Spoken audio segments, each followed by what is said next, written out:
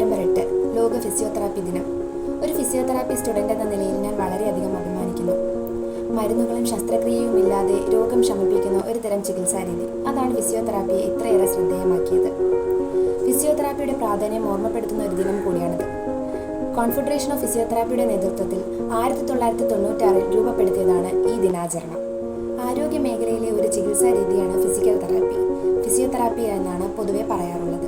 രോഗകാരണങ്ങൾ ഒഴിവാക്കിയോ രോഗം പരിഹരിച്ചോ രോഗിയുടെ ജീവിത നിലവാരം ഉയർത്തുകയാണ് ഇവിടെ ചെയ്യുന്നത്. രോഗിയുടെ ഉള്ളിലേക്ക് മരുന്നുകളൊന്നും നൽകാതെ പൂർണ്ണമായ വ്യായാമങ്ങളിലൂടെ രോഗം ഭേദമാക്കുന്നു. ഇതാണ് ഈ ചികിത്സയുടെ പ്രത്യേകത.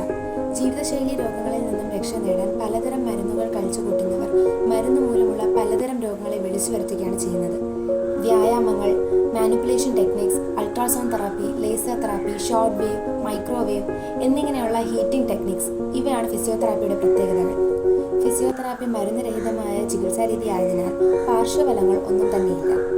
ലക്ഷണങ്ങളുടെ അടിസ്ഥാനത്തിൽ രോഗനിർണയം നടത്തുകയും ഓരോ രോഗിക്കും ആവശ്യമായ രീതിയിൽ ചികിത്സ നൽകി ആരോഗ്യനില മെച്ചപ്പെടുത്തുകയുമാണ് ചെയ്യുന്നത്. മെഡിസിൻ ജീവിതത്തിലേക്ക് ദിവസങ്ങൾ ചേർക്കാൻ സഹായിക്കും.